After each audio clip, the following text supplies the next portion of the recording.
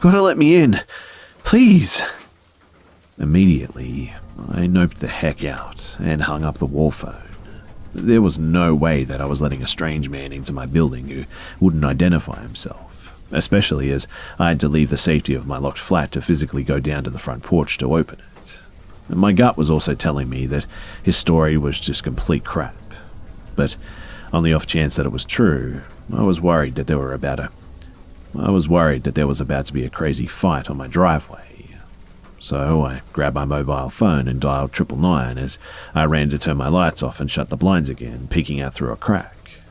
The man had been ringing my buzzer non-stop since I hung up, but shortly after I turned the lights out, it stopped again. The weird shuffling and the thumping noises on the porch started up again as I explained the situation to the emergency operator on the phone. She urged me to stay calm and stay on the phone with her and said that the police were already aware that something was happening. Somebody else in my building had called earlier to say that a man had been trying to break into the front door after trying all the ground floor windows down the side and the back. They'd had a similar call a few nights before too, and that explains the weird noises that I kept hearing and why I didn't hear him approach from the street at the front. The noises had now stopped, but I was beginning to panic pretty hard. I asked the lady when the police would arrive, and she said that they would send out a unit as soon as one was available. Yay, recent cuts to police funding, am I right? And to call. I sat by the window watching, and sure enough, a few minutes later, the noises started again and the light below came on. To be honest, I really don't think he ever left, or he went down the side to the car park at the back or something. I still couldn't see what was going on because of the angle from my window. I was about to call the police again when a taxi driver passing by slammed on his brakes and shouted out of his window, and I stopped to listen. The taxi driver said, "Hey you, what are you doing over there? I dropped you off on the other side of town an hour ago," which meant that the taxi driver knew this man. What a twist, right? The random man said, "Oh hey, I lost my keys. My friends live here and I'm trying to get a hold of them to let me in." I see the shoulder and the leg of the man come around the corner slightly, and the taxi driver says, "You told me that you were going home to sleep it off and wouldn't be causing any more trouble like earlier. I asked you to get out and you begged me to drop you home still, so I did, and now you're not at home." The man then says, "I just said that I had no keys to get in. I'm trying to stay with my friends, they live here." You could hear at this point that the man was getting agitated, and an edge was creeping into his tone as he lied again. The taxi driver then said, "So why are you skulking down the side there making a ruckus instead of ringing the bell? What's going on? What are you really doing?" And the man gets angry at this point and storms down the driveway to confront the taxi driver. This is my first time getting a proper look at him, although I could only see the back of him. And he looked like a pretty normal, well-presented young guy with brown hair, black t-shirt, jeans, and trainers. I was actually surprised, based on his appearance. I mean, he would not be somebody that I would normally think to avoid late at night. I couldn't really make out what he said next, as they were both shouting over each other, but I could hear the taxi driver yell "police," and the man suddenly leapt towards his car door. The taxi driver quickly screeched off down the road, leaving the man standing there swearing and seething. It was at this point that I realized that I'd been a complete idiot, frozen by the window, watching this scene unfurl beneath me without calling the police to let them know that he was back. I ducked down to pick up my phone, which I must have dropped amidst the commotion. As I spoke to a different operator, the man turned around and strolled down the driveway a little bit, but seemed to hesitate and stop, staring up at my building. I tried to get a good look at his face, but it was way too dark to make out much detail. He stood like this for almost 10 minutes, just standing there and staring up at my window, occasionally swaying from side to side. I knew rationally that he couldn't see me peeking out, but I could have sworn that he was staring right at me and knew that I was there. He stopped looking at my window and turned to stare at the door for a few moments. I was begging the emergency operator to get the police out here sooner, as I was worried that he was going to try the door again. However, I think the confrontation with the taxi driver made him lose his nerve, and he was worried about police showing up. I could hear him make an odd kind of huffing or snorting noise of frustration as he turned and left my driveway, slowly walking down the street and out of sight. I updated the emergency operator with the direction that he was headed off in, and then I ended the call. About 10 minutes later, I saw a police car cruise by with its headlights off, heading the way that he'd gone. Unsurprisingly, they never found him though, as it had just been too long and there were way too many streets and alleys around for him to just slip down and away from. He never did come back again, but I stayed vigilant by that window until sunrise, crying my little eyes out and chain-smoking like hell. I didn't sleep properly for weeks afterwards, and I get extremely paranoid walking to and from my building now.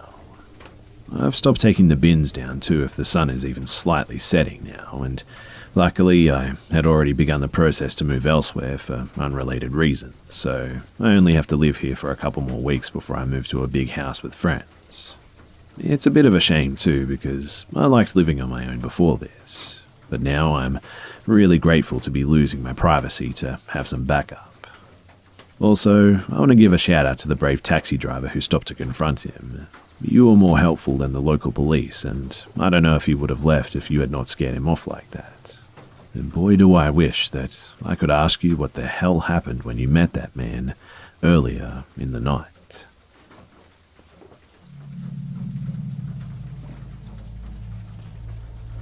So I enlisted when I was 17 back in 2011 for multiple reasons, but I just wanted to serve and fight mostly. Typical 17-year-old jock video gamer, right? Anyways, even though I was a machine gunner in the infantry, I never saw combat because the war had died down quite a bit and I got sent all over Asia and the Pacific instead. But man, did things get weird in Korea. So, we were sent to this island just miles off the DMZ of North Korea to train with the Republic of South Korean Marines, ROK Marines. It's a small island, maybe 10 miles across, but it had just an insane amount of hills. While on the island, we were camping on this small ridge that nearly surrounded the campsite. Perfect location to set up at, you're concealed, there's only one way in and one way out, ideal for any military camp. It rained a lot there though, so we stored our weapons and ammunition in this small rundown bunker just up the ridge from our site. We took shifts guarding it overnight, and let me tell you, it was the weirdest experience that I've ever had. So, I'm sleeping in my tent when I wake up to use the restroom. On my way back, I see the strobe light from my friend standing watch up on the hill. This wasn't normal. He was trying to signal someone without waking anyone up from yelling. So I head over to check on him, and he's shaking, eyes wide, complete fear and panic mode. And the conversation went something like this.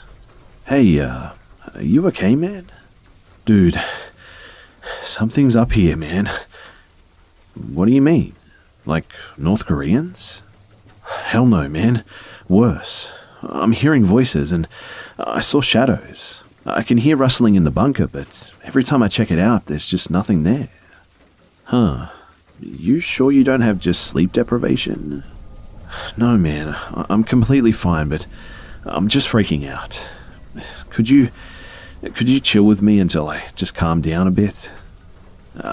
Yeah, sure, okay. It was around 0300 when I stayed with him. Everyone was going to be awake in 2 hours, so it wouldn't be too long that I'd be up there anyway. But nothing happened while I was with him, so around 0400 he was back to normal and the sun was on the horizon. So I told him if he needed anything to yell and went back to bed for an hour. The following night it was my shift overnight, from 2200 to 0130, and it was quiet. It was kind of peaceful in fact, but at 0145 to 0200, I heard footsteps. The bunker was to my back and I was facing the camp, seeing as how the only way to reach this bunker is from the camp unless you can climb a 90-degree cliff from the other side of the ridge without anyone noticing.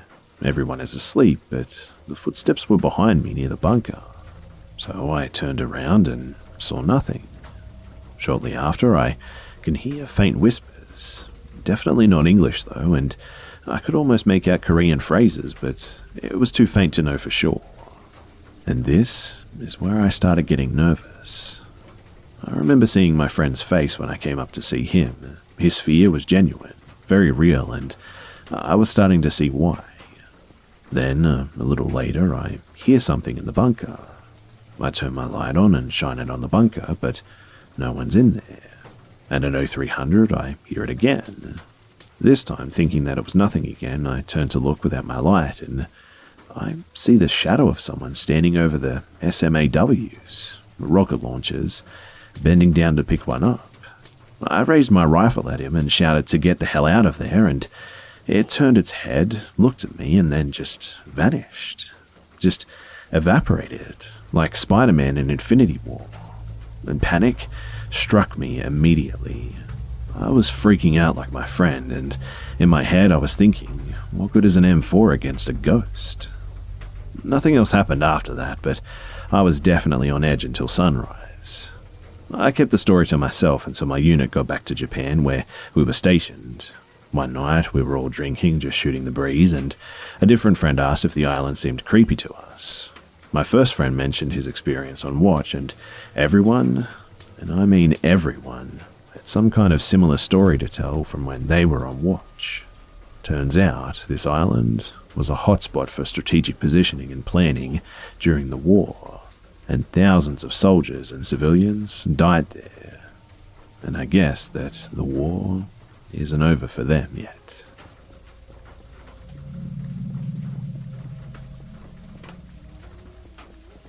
This happened in high school over 15 years ago. I was a 14 to 15-year-old male at the time. I've only ever had one experience like this, and I do believe that it was random. So, I grew up in an old two-story modest home with my mum in a small town in mid-Missouri. My bedroom was upstairs and rectangular in shape. It was long, spanning most of the length of the house. On one end was a window facing the street, and on the other end was the bedroom door. My bed was near the window side of the room. So that particular evening, I was up late watching some random shows in my room. I remember feeling uneasy though. Something just didn't feel right, but I couldn't pinpoint what. It had been an uneventful day, so eventually I just got bored with the TV, crawled into bed, and somehow I just fell asleep. Instantly though, I awoke and just shot straight up in bed. A crippling sense of dread consumed me. I was terrified and just couldn't explain why. And what really worried me was feeling that way in my own room, a familiar place where I'd always felt very safe. But for some reason, not that night. I felt like I just wasn't alone. I must have been sitting upright for 15 to 20 seconds before swinging my legs over toward the right side of the bed. I purposely kept my eyes low on my legs and the floor, and then, after several long seconds, which felt like an eternity, I slowly glanced upward toward the other end of the long room. It was mostly dark, except for a small amount of light from the dim street lamp outside that penetrated through the closed blinds behind me. This light provided just enough illumination to barely make out the layout of the room. And in front of me, halfway between my bed and the door, stood a dark, featureless, human-like shaped silhouette. When my eyes glimpsed it, I honestly felt petrified, and my first thought was to curl up fetal style underneath the blankets and hope that whatever it was would just go away. It was just a paralyzing fear, and I quickly rationalized that hiding under the blankets wouldn't get me away from whatever this thing was. I needed to get out of the room, and directly through it was the only way. I mustered up whatever courage I had, shakily stood up on both feet, and bolted toward the door to escape. While passing through it, I just felt the coldest sensation throughout my entire body, and every hair stood up straight, which made me run even faster. I got to the door, swung it open, and flew down the stairs, and I stayed down there for some time while trying to process what the hell just happened. I then went to the living room where our family dog, Trixie, a Rottweiler Pitbull mix, was sleeping in the kennel. I got her out, leashed her, and cautiously walked to the base of the stairs that led up to my room. I don't recall her acting weird or noticing anything, but I still felt something was up there, so we slept on the living room couch the rest of the night. And that was my only possible paranormal experience that I've ever had. Now, I didn't feel physically threatened by it, like my life was in danger or anything, but definitely got the feeling that I was unwanted, as if I had trespassed onto someone else's property and needed to get out now. Also, a couple of other things. My dog slept in my room often at night, but for whatever reason she was in the kennel that evening. I often wonder if she would have actually alerted me if she'd been in the room or not. Also, when I initially awoke, it felt like only minutes had passed since going to bed, but I'd actually been asleep for about 2 to 3 hours. The home is located at 702 North Clark in Mexico, MO. You can Google map it if you want, because it's the home with the grey roof and the very light green, almost white-coloured siding. It has cement stairs along the side, and the house used to have a large tree in the front yard that made it look a little creepy at night. The window to my old room is the upper left one. The other upstairs windows are a part of another bedroom. Anyway, thanks for listening, guys.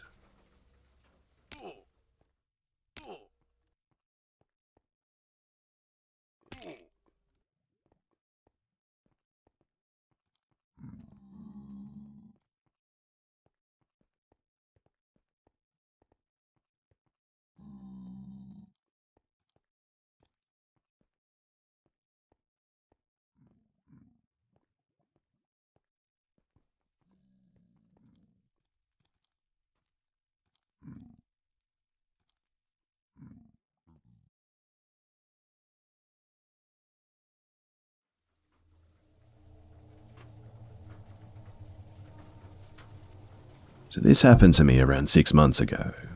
I have lived where I've lived for 3 years now, and it's a nice apartment in an amazing location, but they were built in the late 90s. The last few years, the city I live in has had a massive population boom, and people have been non-stop pouring in. Good weather, amazing economy, cool place to do stuff always. And because of this, I've seen the landlord's staff start to do heavy maintenance on the apartments to bring them up to date to attract more people to them. My neighbour lived in his apartment for something like 6 years before he ended up buying a house and moved. When he moved, the landlord started immediately redoing his apartment as one to bring it up to date. The way that the apartment layout is that there are 2 stories. Where my bedroom is, on the direct other side of the bedroom wall, is the staircase in my neighbour's apartment. The way my bedroom layout is that it has my bed right up against that wall. So, they were completely stripping this place clean. It was one of the first ones that they did such heavy remodeling to, and for weeks I would always see the workers over there painting and redoing the floors, etc. A few days before this happened, it was no different. I left and saw them doing their maintenance on the kitchen, and when I came home from work, they were gone for the day. Nothing unusual. But the part that is unusual is what happened one particular night. So I was awake around 1 AM just watching TV in my room when I heard someone on the other side of the wall slowly walking up the stairs, and very obviously stopping halfway up. Where the person was stopping was directly where my head laid on the other side of the wall, and I could feel him listening to me breathing. I immediately turned the TV sound off and sat there extremely quiet and still. I heard nothing for a few minutes, and then, after what felt like an eternity, I heard the person start walking the rest of the stairs to the second floor. My survival instinct kicked in instantly. It was very obvious that someone was on the other side of that wall listening to me. I also knew that it was only a few days before this happened that I saw the maintenance redoing that apartment's kitchen. I knew that there was no way that someone already moved in that fast. I quietly got out of bed and went to a room where I had a better view of the outside of the apartment. I obviously couldn't see if there was movement in there from the window, but I had a good angle to see if anyone walked out.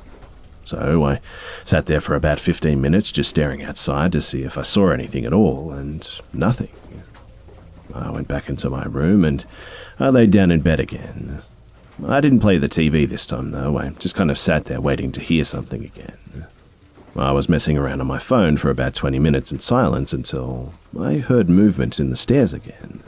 This time, though, the movement didn't start from the top or the bottom. The movement started in the middle of the staircase, meaning that the entire time that I was sitting there in silence, this person was just on the other side of the wall listening to my every move. This terrified me, so I called the cops at this point. I gave them all the information of what was going on, and they informed me that someone would be out very soon. I went back to the one room and watched out the window again. Only a few moments later, a police car pulled up and a cop got out to examine the building and the apartment. He was looking around and shining his light in the windows, and I heard him knock on the door and shortly after could hear him talking to someone, but couldn't make out what they were saying.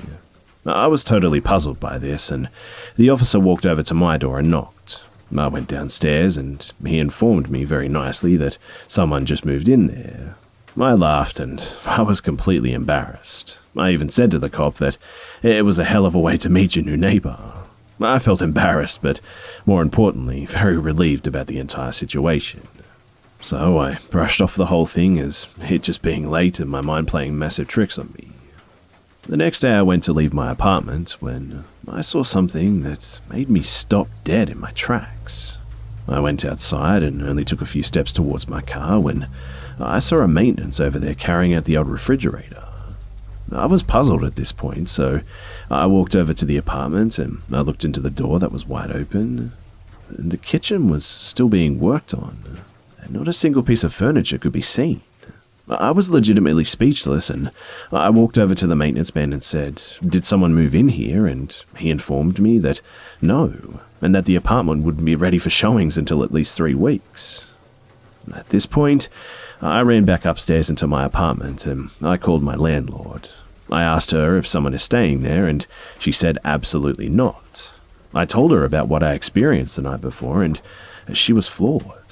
She told me that they would change that apartment's lock immediately, and she also suggested that I call the non-emergency line to the police department and inform them that no one lives there. I did just that, and they asked me to come down to the station, and I told them all of the information in detail about what happened. They were able to quickly figure out what officer came out to check out the situation so he could help identify the person who answered the door. The officer described the man in detail, and I confirmed that I had never seen him around the apartments before. But there was a search around town for a few weeks until the whole thing just sort of fizzled out and I stopped hearing about it and started seeing less and less patrol cars randomly in the parking lot. After that night, I never heard another thing in that apartment as well.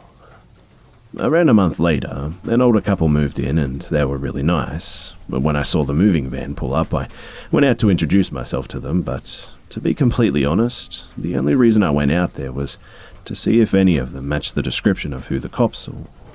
And it wasn't even close. I'm certain now that the person who was in the apartment, they got away with it. I had an extremely hard time sleeping the following weeks after that happened to me, and I actually ended up moving my bed into the smaller second bedroom because it bothered me so much. I have zero idea of what the intentions of the person was or what he was doing in that staircase, but it's easily one of the most chilling things that's ever happened to me.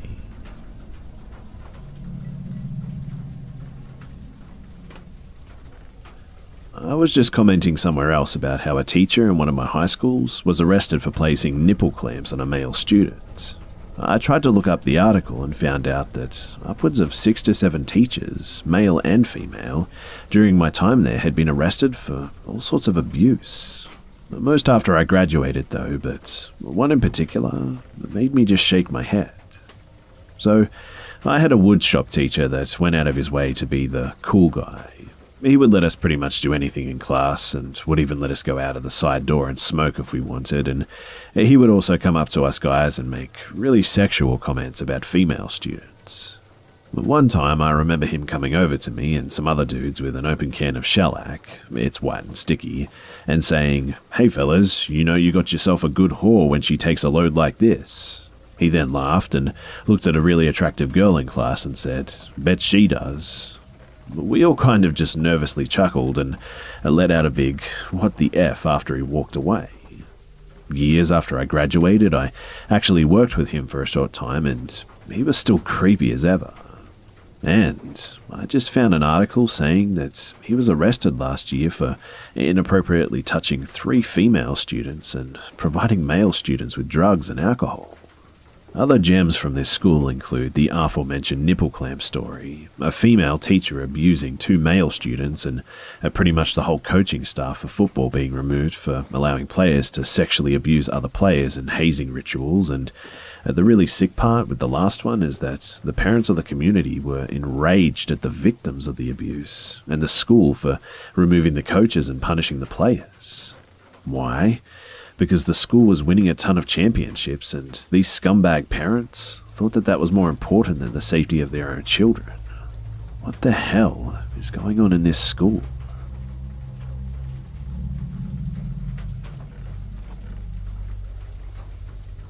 It's always creepy when someone you've known forever and have thought of like a mentor is revealed to just be something much, much different.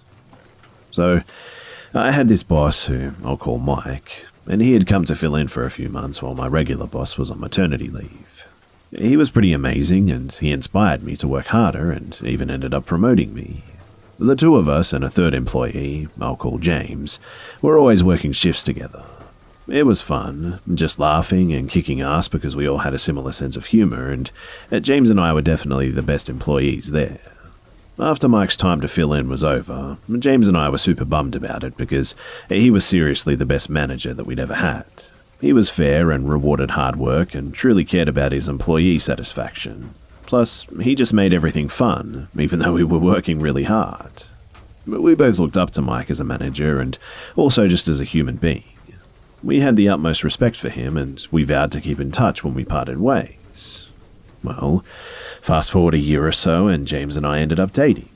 We kept in touch with Mike, and he was so happy that we ended up together because he thought that we were both great people who deserved each other. We saw Mike a few more times and kept in touch over the years through social media. When James proposed and we started planning our wedding, we knew we wanted Mike to be in it. He was part of our trio back before James and I even knew that we would be together, and the three of us had a really strong bond. So we asked him if he would be okay with reading something during the ceremony, and he accepted, expressing how honored he felt. Well, when it got to the day of the wedding, Mike was nowhere to be seen. We kept calling him as the ceremony was quickly approaching, and finally James got a hold of him. Mike told him that he couldn't get out of work and wouldn't be able to make it. We were both taken aback a little because the Mike that we knew and looked up to would never bail like this and not even let us know. We figured that there had to be some sort of reasonable explanation, but were pretty disappointed, but the wedding had to go on. We had James's niece to do the reading, even though Mike's name was printed in the program, and, well, fast forward again a few more years. We had only spoken to Mike a handful of times since the wedding, but he had also taken the time to write me a beautiful, lengthy recommendation letter in that time period. There were no hard feelings about the wedding, and James and I still shared the highest of opinions of our friend. Then, Mike just kind of disappeared off of all social media, and the next time we tried calling him, his phone number had changed. James and I exchanged sentiments of concern and hoped that he was doing okay, but I didn't go much past that. One day, James got a random call from a number that wasn't in his contact list. He answered it, and it turned out to be Mike, so he put him on speakerphone so I could say hello too. We had our brief pleasantries, but then Mike got into the reason for his call. He wanted to know if he could stay with us for a day or two. My initial reaction was, of course, but James shot me a sharp look, so I added, well, let us discuss it and we'll call you back. Before concluding the call, James inquired about what was going on. Mike said that he'd been living with his father to take care of him because he was terminally ill, but that he couldn't stay there another night because he checked the camera footage in their home and seen his dad on the tape standing over him with a knife while he slept. When the call was ended, James said that he thought something was off. I didn't really get why he'd instantly be that suspicious. I mean, the story was insane and all, but it was Mike. James said something like, we haven't heard from him in forever and now he's calling us for a favor. He lives 2 hours away and we're the ones he calls. Why wouldn't he seek the help of someone closer? I mean, he has family in the area too. I agreed that it was odd, and it definitely conjured up a lot of questions, including why there were even cameras inside of their house in the first place, but I still didn't like the idea of leaving Mike hanging if he truly was out of options. I told James that we should call back and probe a little more. When we called back, James asked if it wouldn't be easier to have someone closer to help him out, and asked about family in the area. Mike gave a vague explanation of why everyone in his life had turned against him. Then, with the most mopey, disappointed voice, he said it was okay if we couldn't help, that he understood what was going on and wouldn't bother us anymore. And James and I looked at each other and said, we'll call him right back. We quickly discussed that this was all very strange, but that he had to be pretty desperate to contact us for help. We acknowledged that his little bit about understanding if we were unable to help was meant to manipulate us, and we felt conflicted about everything, but ultimately decided a few days couldn't hurt. We called him back, told him that he could come, and figured that we give him the address and that would be that. But he said that he no longer had a vehicle and would need to be picked up. We asked about catching an Uber, and he said that he had no money that he could access at that moment, which we didn't pry him on. It was getting late, and it was a long drive to his location, so we asked if he had anywhere to stay for that night, and we could try the trip in the morning. He said that he'd just sleep on a park bench or something, which, again, we knew was meant to manipulate us, but we didn't cave in on that one. We asked where we should pick him up the following day, and he gave us his dad's address. Immediately after we got off the phone, we were like, what the heck has been going on with Mike that has ostracized him from all his friends and family and caused him to lose his car? He had been making 4 times our salary when we all first met and had a brand new car, and now he didn't even have money for an Uber? Well, we went and picked him up the next day, and I got out and ran up and gave him a hug. He seemed oddly unresponsive to my affection, so I just shrugged it off and showed him to the front passenger seat where I'd been sitting. He was super tall, so I let him sit up there and I hopped in the back.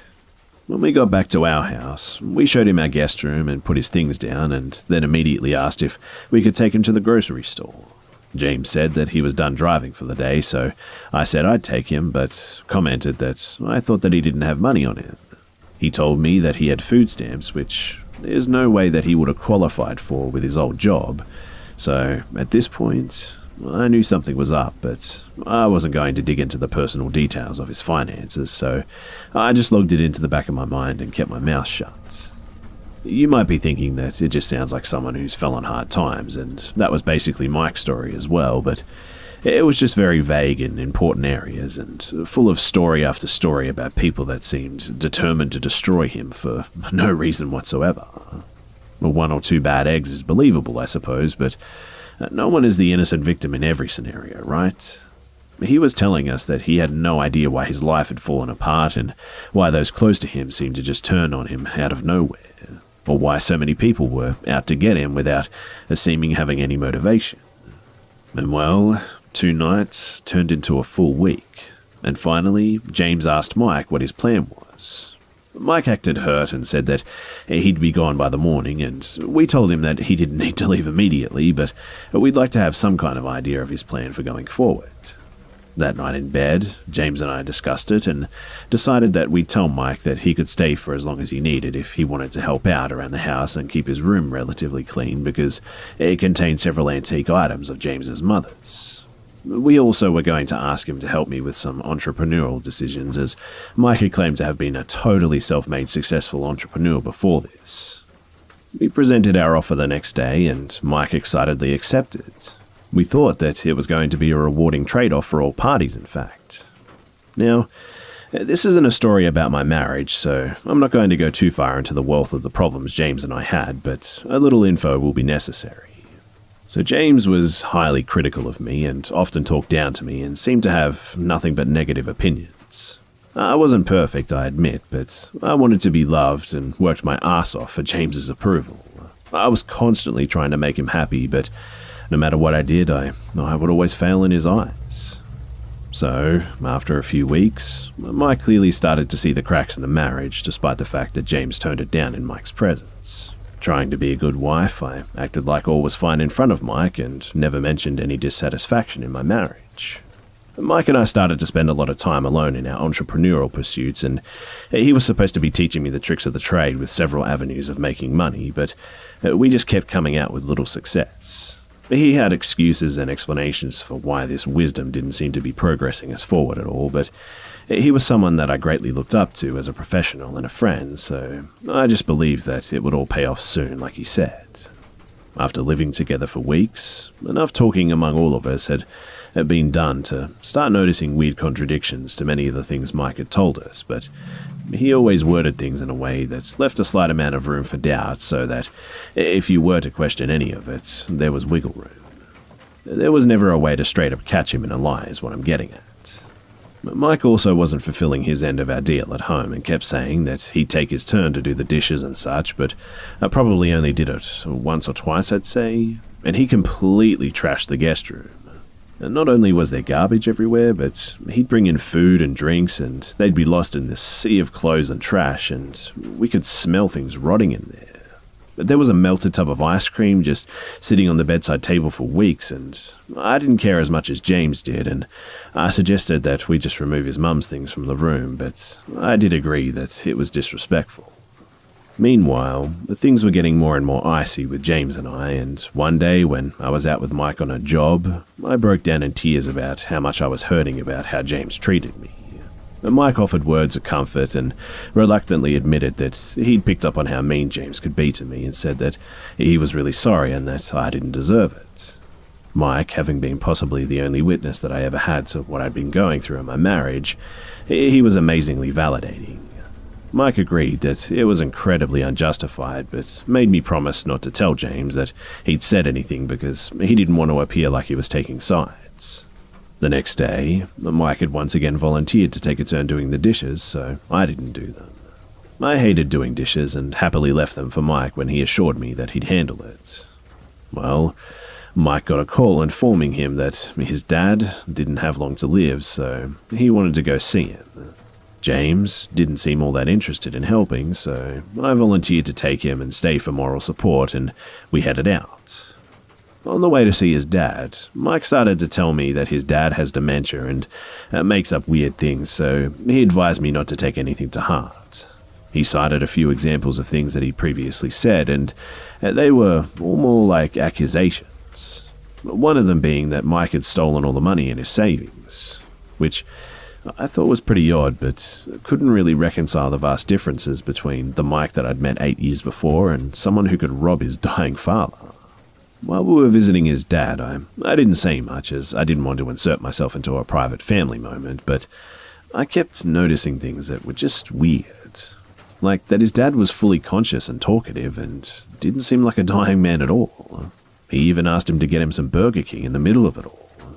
I kept trying to justify things in my head, like, who am I to say a dying man can't want a final meal at a Burger King? A few hours in, and James called, irate that I had left again without doing the dishes that Mike promised to do. He chewed me out and threatened divorce, which was always his go-to to try to whip me into shape, and having the recent affirmation from Mike that I wasn't the only one who saw James' emotional abuse, I said, fine, divorce won't be thrown in my face anymore, so divorce it is. Back in Mike's dad's room, his dad was yelling about his will and money and such, and Mike looked at me in a way to signal that the dementia was talking. I had started to really question what happened with his dad and if he was really even dying at all, but it wasn't something that I could really handle or investigate at that moment, given that I'd just separated from my husband. When we left the hospital, Mike's dad was still alive and, in fact, eating candy bars. I had nowhere else to go, so I went back home and just slept upstairs on the couch. I didn't speak to James for 2 whole days, and then Mike said that he'd talk to his mum and I could stay there for a week.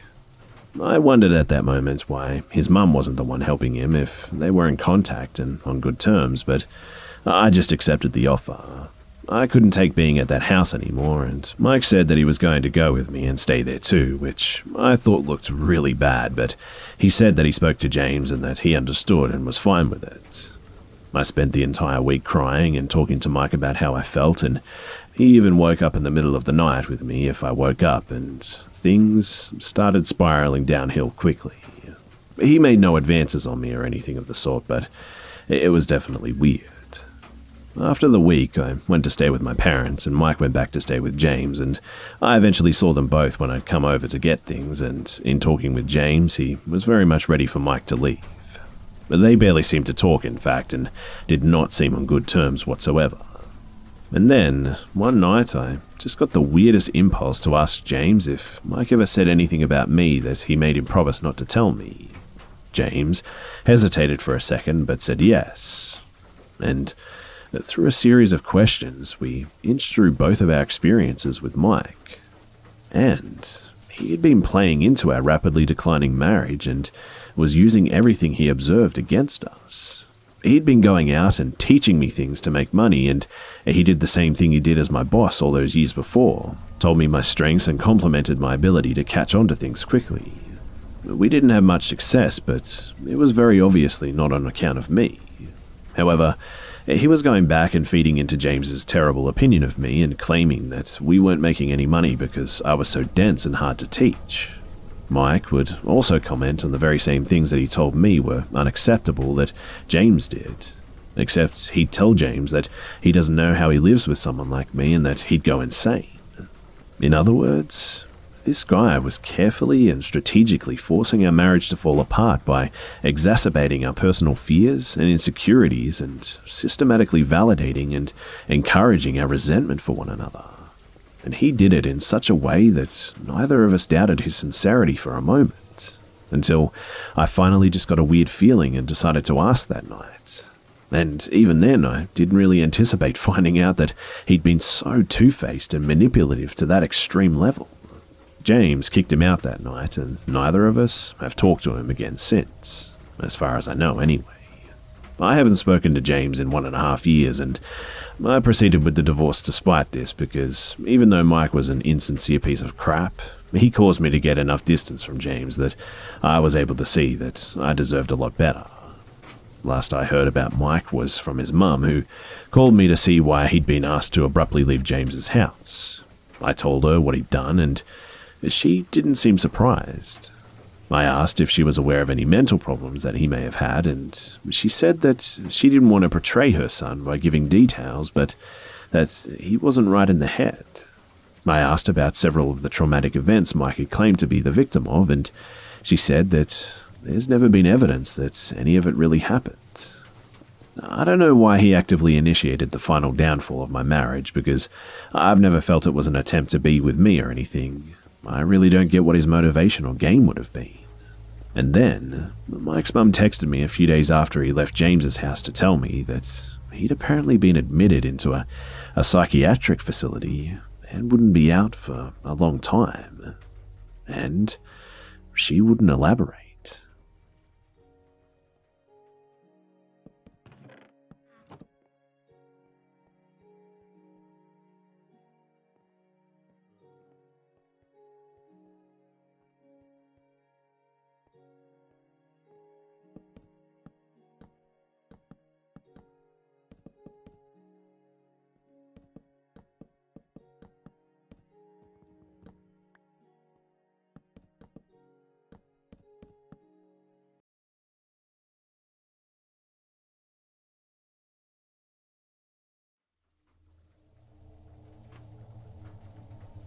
So my cousin and I, along with her 8-year-old sister, were driving back to my place from their mum's house after spending 2 nights there for the Super Bowl and whatnot.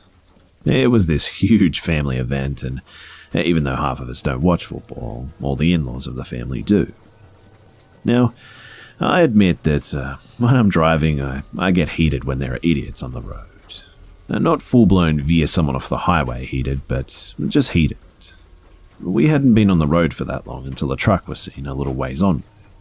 This dude was going unbearably slow in the fast lane too. Also, I need to note that this was around 12 AM and very few people were out driving. So I put on my right indicator attempting to move past this guy and go on my way, but as soon as I merge into the next lane in order to pass, the guy in front does the same thing and slams on his brakes. I remember hearing my cousins gasp in surprise, and I was so ticked off and startled that I swerved into the left lane while blaring my horn and giving the man the middle finger. Not even 10 seconds later, too, my cousin in the back says the man is coming to us really fast. The same dude who was going really slow before is now almost hitting the back end of my car. He's blaring on his horn, swerves his truck to the far left and tries to make me crash into the upcoming ditch, and we're all screaming in the car with my cousin in the passenger seat, shouting at me to take the next exit. The man is still following us and blaring his horn and tailgating me too. I was already pushing 90 at this point with a light up ahead, but I didn't want to slow down while this lunatic was behind me. We were coming up to the red light fast, and I swerved into the right lane while slamming on my brakes. My 10-year-old cousin in the back is wailing at this point, and honestly, I felt like I was going to cry too. The man, who I now saw clearly, looked like he hadn't showered in days. He had something in his left hand too, but I didn't see what it was. I was frozen in fear, like legit frozen, and I couldn't move. This has never happened to me before too, and all of those horror movies that I saw where the victims just didn't move, they make a lot more sense now. Anyway, he was already getting out of his car and coming straight towards me with his head pressed up on my window. The guy saw my cousin crying in the back and just shouted through the glass, "You're lucky there's a kid with you. If she wasn't in the back, both of you bitches would be dead for trying to pull that shit on me." The light goes green and the guy goes back to his truck with what I can now see is a baseball bat, and he just drives off. We all just sat there in silence, even with the light green, and I learned a valuable lesson that night. You never know who is behind the wheel of a car, and because of that, learn to let it go when someone pisses you off on the road. No horn blaring or middle fingers are worth it, and I guess my only excuse for the last night was just being extremely tired, and I just wanted to get back home in order to get up early to take my cousin to work. Her car is in the shop, and take my little cousin to school. We were really lucky that night, and I hope it never happens again.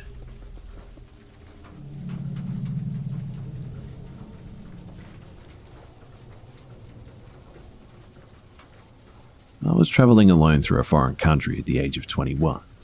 I'm a young female, and people often mistake me for being in high school, and was told that it would be too dangerous to do this, but I did it anyways. My favourite part of travelling alone is just sitting in parks, and I buy a snack from the bakery, and I have a good book with me, and I find a nice shady hidden area to just enjoy for hours. On this day, I was at the Central Park in the centre of the city, and it was a gorgeous day, and the park was covered in bright flower bushes, and it made it easy to just find a place where not many people could see me. About an hour in, I saw two men whispering out of the corner of my eye, and they kept glancing towards me and talking in hushed tones. After about 10 minutes, they approached me too. One of the men took out a wallet type thing and opened it very quickly to show a police badge and some sort of identity card, but I didn't have time to see if the man's face matched it. He told me that they were policemen, which was really strange because they were wearing jeans and t-shirts like the rest of the people around me. They told me that they were doing a check of the citizens and needed to see my passport to prove that I was in this country legally. How did they know that I wasn't from there? Anyway, I didn't want to give them my passport, although I had it, so I gave them a copy of my passport. But they took the copy and walked off to talk in hushed tones again while I started to get worried. They came back and, in a really stern tone, asked me super personal questions. They also asked me if I was here alone, and I lied, and I told them that my boyfriend was waiting for me at the bus station. They asked me how long I was going to stay in the country for, and at what time I was supposed to meet my boyfriend. And after I had answered all of them, they told me the copy of the passport just wasn't going to be enough. They said that I had to go with them into their car to the police station. Now, this country was a Spanish-speaking country, and although I know Spanish, I still find it hard to navigate at times. I started to tell them that I didn't understand over and over again, and they got louder, and I stood up and started to walk towards the center of the park, and at this point, they were following me and yelling at me. They were telling me that I was about to be arrested, and they were telling me that I was going to be sent to jail, and I'm almost to the center at this point, and I keep repeating no, but louder and louder, and I can see an uninformed policeman in the distance, and I begin to cry, and I mean a big, ugly public cry, and the men, they're silenced at this point, and they hand me my copy of my passport back, and then they bolt and disappear into the park.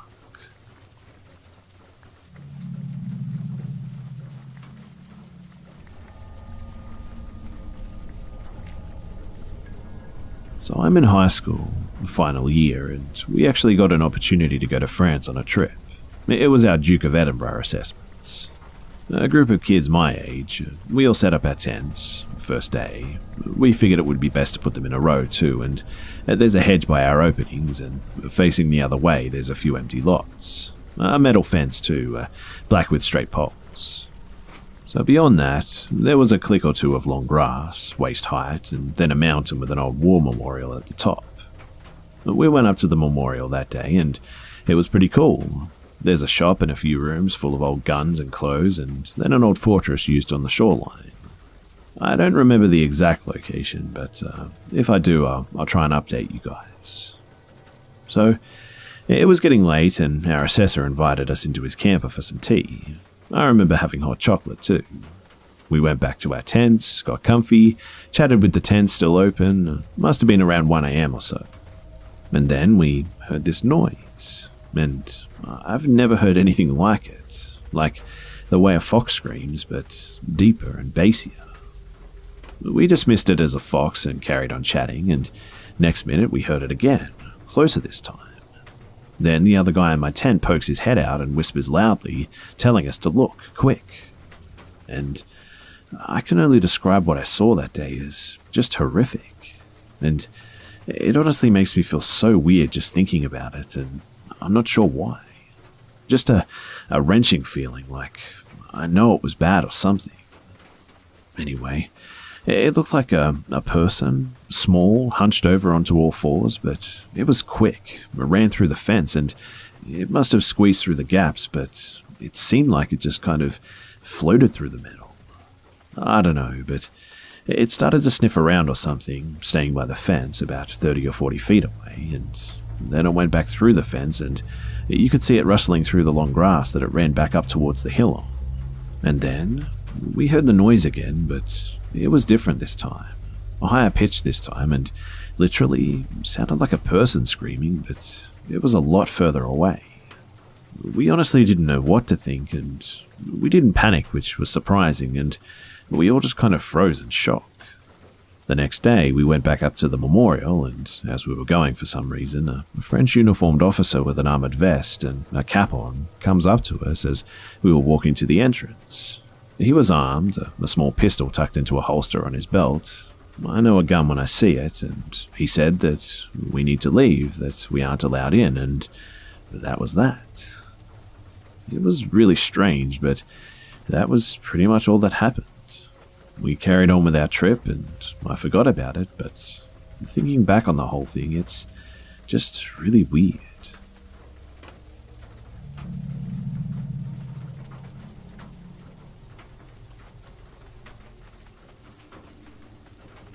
So at the start of the year, we were all introduced to our teachers. All of them were pretty good teachers too, except for Mrs. C. So we went through our classes, and each time we went to one, we had to go through those cheesy beginnings of the year introductions, and it was quickly clear that her class wouldn't be a normal health class, as evidenced by the fact that during her introduction, she went off about how terrible her divorced husband was. Classes started picking up, and her insecurity somehow kept making it into lectures too, and one day, a few weeks into school, she just stopped showing up to class. You know, her job, consistently. Now, at this point, everyone was cutting her some slack because she was a single mum, but it just got worse.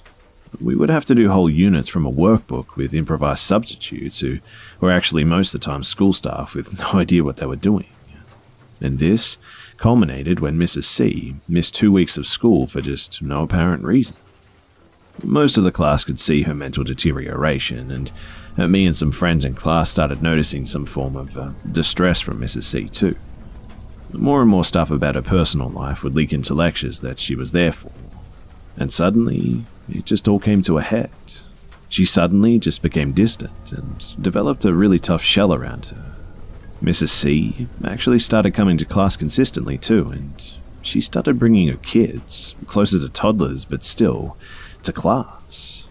I have a hunch that she started doing this to help justify her inaction to her employers, and one day she just sort of broke down in class about how horrible her husband was and was not taking equal responsibility for her kids and all that. It was a bad joke at this point. I mean, how long would Mrs. C last before she just got fired? Unluckily for us, it was too long. We just sort of endured lectures from this really mentally unstable woman for quite some time.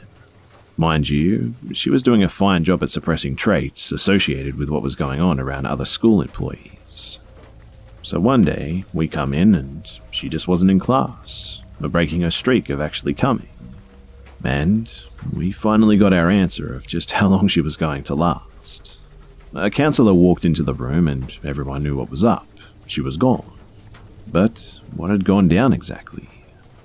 Well, apparently she walked into her ex-husband's house on the Sunday before the class period.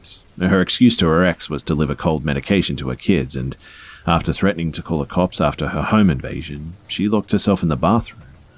She called the cops and unlocked the door to the bathroom, and she then walked over to her coat, pulled out a gun, and opened fire on her ex's girlfriend, killing her. Mrs. C then pinned everyone into the house until the cops showed up, and that wasn't her first offense either.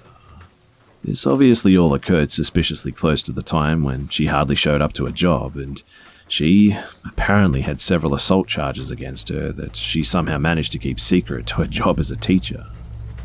Weirdly enough too, the students who didn't have her as a teacher didn't really take it seriously, and it took less than 30 minutes after that info was made public to the students in general for them to just make a meme page about the incident. It was weird how that worked, and anyway, it got taken down.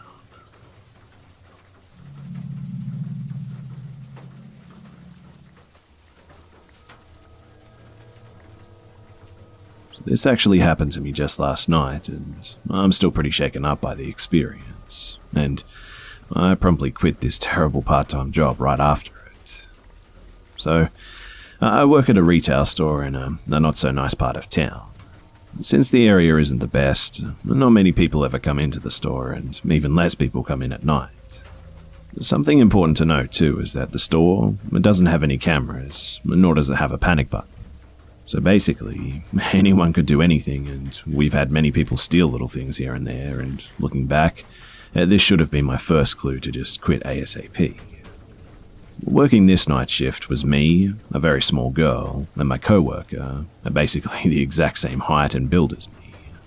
But we were joking around and just playing on our phones because it was about 7:30 PM at this point, and no one had come in for about an hour, and suddenly a group of people, 2 men and 1 woman, come in all at once. A side note about these people too is that they were all wearing black head to toe, facial tattoos, and were very, very confrontational upon arrival.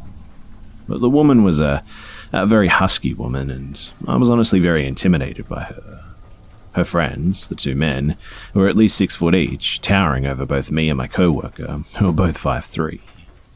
One of the men immediately asks us what our ages were and complimented me on my smile. I'm kind of awkwardly laughing and trying to be as kind as possible to get these people to leave fast. The woman, she basically corners my co-worker over in one of the aisles, so she's unable to walk over to where I am, which is right behind the counter. The woman is basically yelling at my co-worker, asking her, "Why don't you hire me? I need to work, hire me," and pretty much scaring the crap out of both of us. While this is going on too, one of the men walks over and blocks the door, and the other man comes up to the counter and looks at all the $100 and $300 items we've stocked behind the counter and jokes to his friend about how he needs all of these items. He then turns to me and says with a deadpan face, "Give me everything." I awkwardly laugh at first and say, "Everything?" And then he says nothing and just continues to stare right into my face for 5 more seconds before repeating, "Everything." And so I just do that. I start to take things off the shelves while he points to things, saying, "Give me this, give me that, and that." And then he just stops and says, "You never asked me how I was going to pay for any of this." The entire time his friends are just saying nothing and standing still while just staring at me. The man then breaks his stare and laughs, prompting all of his buddies to laugh along with him, and states that they're going to come back. And as soon as they leave, I make a beeline to the door and I lock it. I call my manager and tell her what happened, and I'm just begging her to let us close because I do not want these people to come back. And, as if on cue, they come back and yank on the door, which is locked, and continue to try and get in. I tell my co-worker to run with me to the back, and we lock the back room door and call the police. By the time the police arrive, they're gone, and nothing could be done because of the lack of any cameras in the store. The police did stay outside the store in their cars until we closed, and actually walked me to my car, which was nice of them. Throughout this whole ordeal, no one was in the store besides me and my co-worker too. And my theory was that they were scoping out the situation before leaving and coming back with a firearm to actually carry out the robbery. Luckily, I had locked the door the moment they stepped out, and I don't like to think about what could have happened if I had brushed it off and just decided to leave the store open. But I was shaking like a leaf when they left, and I know they hadn't done really anything at all, but I trusted my gut feeling, and it was a good decision in the end. So anyway, I left the job soon after that because, well, money wasn't worth it.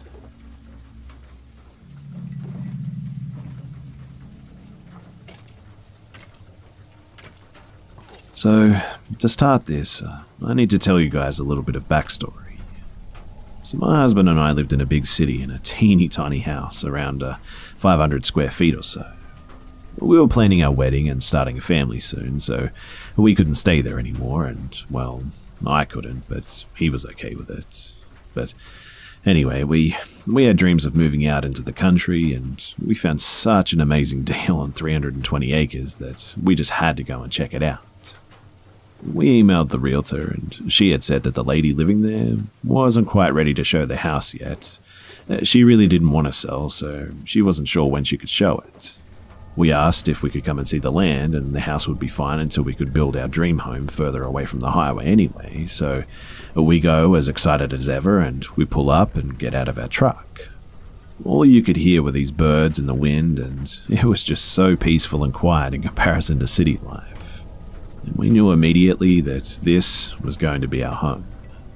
The realtor arrived and the owner wasn't home, so she showed us the house. It was 1,300 square feet, so it honestly felt like a mansion to us, and the lady who owned it was 80-some years old and lived on the property alone. Her children actually wanted her to move closer to them for fear of something could happen to her, and she would always go out into the field on her quad, not trusty at all, or in some sort of beat-up old van. Anyway, inside of her house were these pictures of just saints everywhere. She was Haitian, and I got the kind of voodoo vibe, but not at all in a negative kind of way. So we go to explore the outbuildings, and one of them has this chair, a ton of burnt-out candles, and some knives. More voodoo vibes again, but not negative. It's a religion, and I'm not one to judge what people believe and all that, but we ended up meeting the lady, and she took us out on her quad to see the land. It stalled a few times. She was really fun and upbeat, and she also seemed to like my husband and myself, so we made an offer, and we actually got the house. We had a bunch of friends help us move November 2016, and I burned sage in the house because that's just something that I do, and I never got any bad vibes or anything, but I just did it to clear it out for our belongings. I had a friend with me at the time too, and she actually said that she saw a shadow move, so she also went over to the house with sage just to be safe. We do know that someone died on the property, cutting trees down apparently, so I wanted to be on the safe side too. Another friend of mine got a really creepy vibe that night too. They stayed on the main level bedroom, and she said that the entire night it just felt like someone was watching her. On the main level in the original house, there's the bedroom, the kitchen, the living room, and an oversized pantry. There was an addition on the main level, and it had the dish pit, aka sink, and cupboards, but not enough room for a table. It also had the bathroom and its own little cellar basement. The original basement looks like something out of a dungeon with just giant boulders, and it was completely unfinished. The pillars holding the beams up are trees rather than 4x4s, and it's very rustic, and honestly, I love it. But it can give off some weird vibes, I guess. I'm no stranger to paranormal activity, as I grew up in a haunted house, but that's another long story, but my husband has always been a huge skeptic. The beat-up, falling-apart old barn always creeped me out, though. I just never liked it, and I always avoided it. Half of the roof was caved in anyway, and it looked a little like a scene from a horror movie, to be honest, and it even creeped out my husband a bit. He felt like something was always going to jump out at him when he was fixing things in there. Anyway, so on to the paranormal bits now. So, I can't remember really when this started, as much as it just happened in the few years we lived there. But it all seemed to begin when I was walking into the living room and passed by the basement stairs. I saw a black dog, almost pit bull shaped I think, sitting at the bottom of the stairs with just red eyes. I did a double take, and as soon as I looked back, it wasn't there. I went into the basement thinking that it was our big dog, mastiff Rottweiler Shepherd Lab Cross, but he wasn't there, and he was in the dish pit. So I tell my husband, and I just kind of shake it off. I must admit that I did feel a bit uneasy about it, but I didn't want to make a big deal out of it too. At the next event, I actually have a miscarriage. I'm not sure how long after this, maybe a few months I think. So I'm actually in a pretty dark place. But we also had a falling out with a close friend that ended up being pretty messy, and some huge negative family drama with an in-law. The in-law is very verbally abusive and manipulative and all that good stuff. Anyway, a few months later, my husband has to go work a job overnight in another province. The first night by myself in the house too, and it was really creepy. I just felt so uneasy the entire night, and I was so thankful that he was only gone the one night too. It just felt like I wasn't alone, and my dogs were a little on edge too, and it was super windy and stormy out, and it was a perfect scene for a horror movie, so I just went to bed early and I slept it away. So carry on again, and I'm pregnant once more. Our baby boy was growing wonderfully. Our two old dogs, Japanese Chins, had some crazy dental work done, and they weren't happy campers. So they were up all night, and my pregnant self was tired and cranky. So I took my Yorkie Poo to the main level guest bed to sleep, and she was pretty restless. And she kept looking to the corner of the room and then moving to different parts of the bed trying to get comfortable. Always to sit up and look at the corner too. This is the bedroom my friend had just really negative vibes from, and so my Yorkie Poo started growling at the corner of the room. So we just noped out of there pretty quickly, and I suffered a sleepless night with our recovering dogs, and it was super dark and you couldn't see anything in the room. And then we had a music festival on our property in June. It was fun, and it all kind of related to this in the future. My lovely baby boy decided to be a breech baby and kicked my nerves all the time to the point that I couldn't walk, so I started maternity leave early at 36 weeks, due end of July 2018. So I'm home now pretty much all day. But the house felt just so different than just being home on evenings and weekends too. It felt like a heaviness was there, and I also couldn't go into the basement if it was dark out, only in the daytime, and I just got this feeling that something bad would happen if I did. But I constantly felt like I was being watched too, and if the small dogs were in our bedroom with the Yorkie Poo, they would bark and growl at anyone coming up the stairs, which was a really new behavior for them. And this is when I started getting feelings like I was being followed up the stairs. Anyway, that baby boy was born, and he's a night owl, so I'm up a lot in the night, which isn't normal for me. Our top floor is 3/4 story, so there's a storage space where the walls are, because at that corner angle of the roof and all that. And in the baby boy's bedroom, there's an opening with no door. I actually feed him in this room so as not to disturb the husband, as he's still going to work at this point. And it always feels like something's watching and just waiting in there. I would always avoid looking at it because I felt like if I did that I would see glowing eyes or something worse, and even just walking the hallway between bedrooms is really uncomfortable during these nighttime feedings. And it was at this point that I ended up starting to see this shadow following me, which was really creepy, and it just defied all of science. I always tried to debunk things that I saw so as not to work myself up into a frenzy, but these shadows, they were also just really large, and they'd be as tall as the ceiling, 10 foot sometimes, and were disproportionate looking. I would try to recreate the shadows with my steps, but it never worked. And as for the feelings, I always tried to make myself believe that it was in my head, just an overactive imagination, but sometimes knocking would come from the basement too. Especially when the internet wasn't working and our modem and router were actually in the basement. And that was always awful because I had to work up a lot of nerve to go and fix the internet, as it was my lifeline without cable. We actually ended up moving the guest bed into the basement at some point, and I was going to sleep there one night so I could catch up, and my husband was going to feed the baby boy at night, so I settle up in the basement, get all comfy and cozy and excited for a good night's sleep. I turn off the lights and there's this green light on the ceiling. It's fading in and out slightly, but in no regular kind of pattern, so I'm thinking that it must be a reflection on the ducting or something like that. I turn on the lights and it's solid wood where the green light was, and there also isn't any green light to cause a reflection. I looked around for quite some time to try and find an explanation for this light, but there was just no reason for it to be there. And at this point, I just kind of noped out of there and I went into our travel trailer on a cold fall night. We also had another festival in September and ended up talking to someone that was there in June. So they're asking me about our other big black dog, and I'm like, there's just the one. And they're dead serious that they saw this big pit bull-like dog in the field at both festivals. And this kind of made me feel like I wasn't going crazy and that I actually did see something, and reassured me that what I was experiencing was real.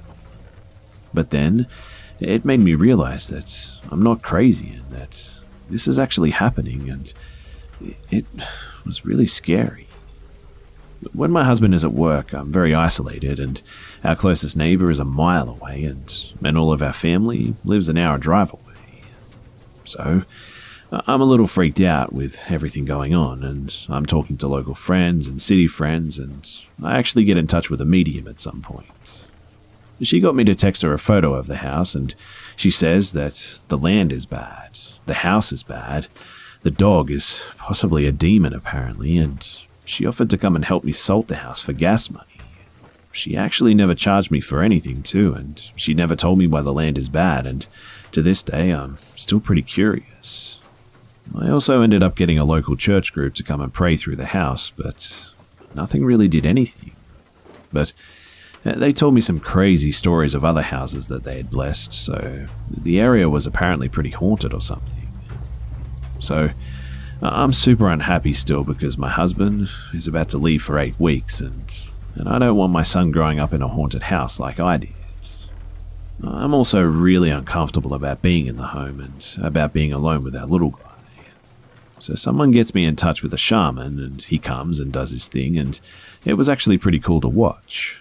He finishes up and tells me what he found, and there's apparently lots of shadow people, and they hide away in space upstairs, at the top of the stairs, and the bottom too, and basically everywhere where I felt like I was being watched and such. Apparently to this guy too, shadow people feed on negative thoughts. Also, I never explained specifics to him, so it was kind of neat that his findings matched my experiences. But the shadow people weren't feeding off of me, but apparently rather my husband. But I am super sensitive, so I was getting all the bad vibes. The dog was, as he said, 80% gone, and if it wasn't, he would come back. He said the barn was awful and we should just burn it, and he set up a crystal grid around the property to protect us in the future from negative spirits. I know that this all may seem a bit crazy, but honestly, I was desperate at this point. We also talked about some of my past experiences too. I actually have quite a few, and we also talked about the previous owner. I feel as though her voodoo was actually used to protect her from what we were experiencing potentially. The shaman was actually lovely, and he gave me some blue corn for storing some of my crystals, and he also gave me some suggestions to help keep my sensitivity at bay. The shaman leaves, and husband comes home, says the house feels lighter, and he couldn't believe it. So fast forward a few months, and I'm watching Netflix with my little baby sleeping in my arms, and my husband comes and says that I saw something. Now, that was a little vague, obviously, so I pry a bit. Apparently, he thought one of our little Japanese chins went into the bathroom. It was apparently a white and small thing that went in there, and our chins are black and white, so he follows, and the bathroom door was closed.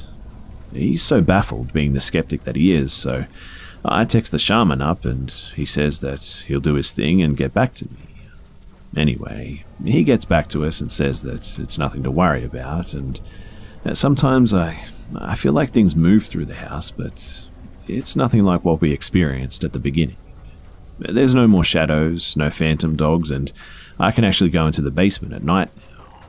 I still don't like going down there at night because it's still a little creepy, but my husband isn't so skeptical anymore, and he kind of understands now. But boy, it was a wild ride from moving in here to over 2 years later. At least for now, all is calm in the home, but man, do I hope it stays this way.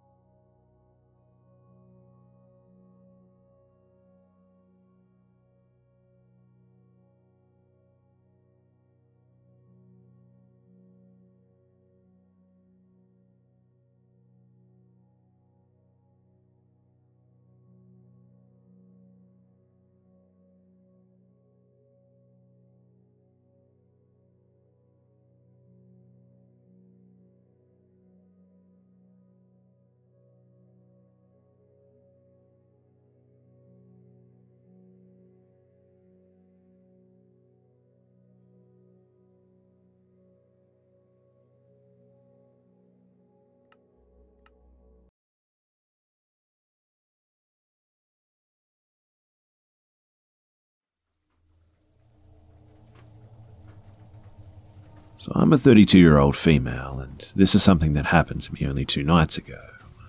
My husband, Kevin, and I were on the porch smoking a cigarette, and it was about 9 o'clock at night.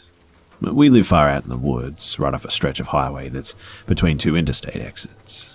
We were looking up at the stars, enjoying the quiet atmosphere of the crickets, glad to have a temporary relief from all of the usual traffic noise.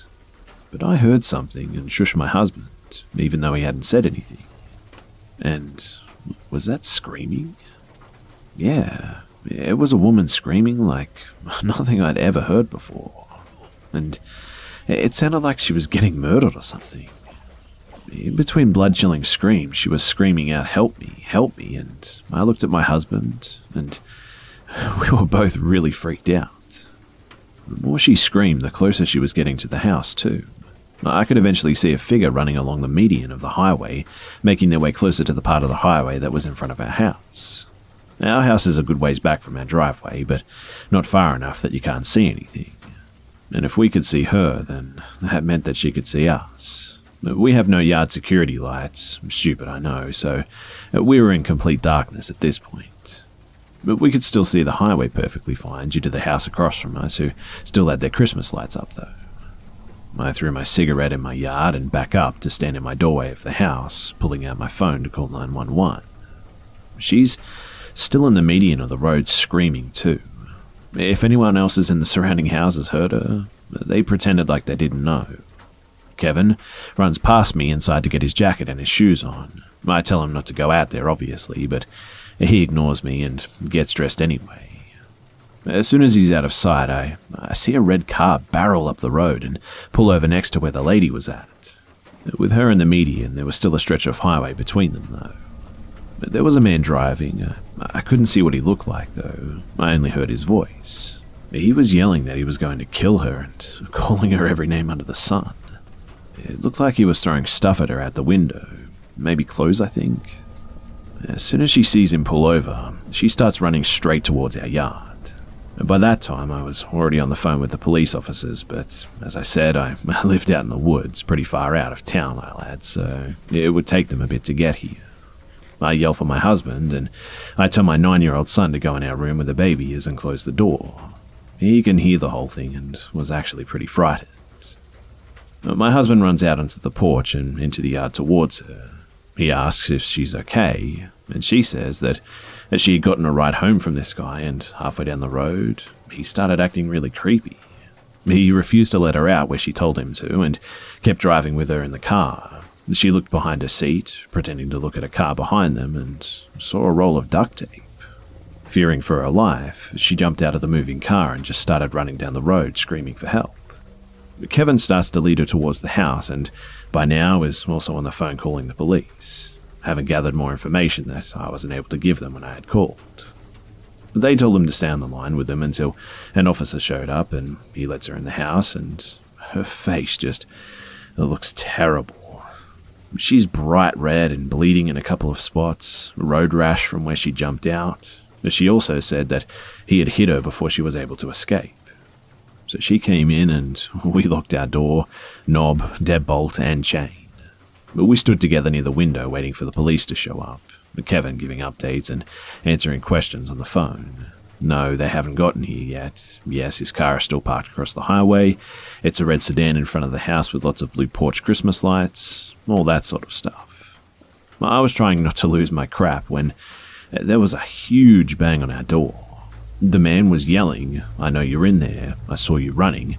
The people in there can't protect you."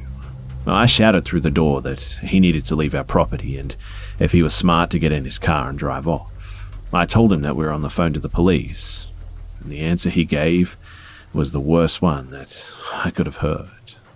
He says, "Go ahead, call the police. I don't care. They won't even be here in time." And then starts banging on the door over and over again. The woman was freaking out and crying, saying, "Help me, please help me," over and over again. I ran into the kitchen to get a large knife just in case. We had a huge solid iron door, but our windows were easily breakable. If he wanted to get in badly enough, he certainly could have. My husband just came from our bedroom with his gun when my squad car pulled up into the yard. two more following behind it and one across the street where his car was. He took off on foot, running, and they tended to the woman and got her home safely. Turns out, too, that she lives on the highway across from us, 5 houses to the left. It had been 2 hours later, and they still hadn't found him as well. There are a lot of places to hide in these woods as well, and I just hope that he hides somewhere far away from here, because I do not want to see that guy again.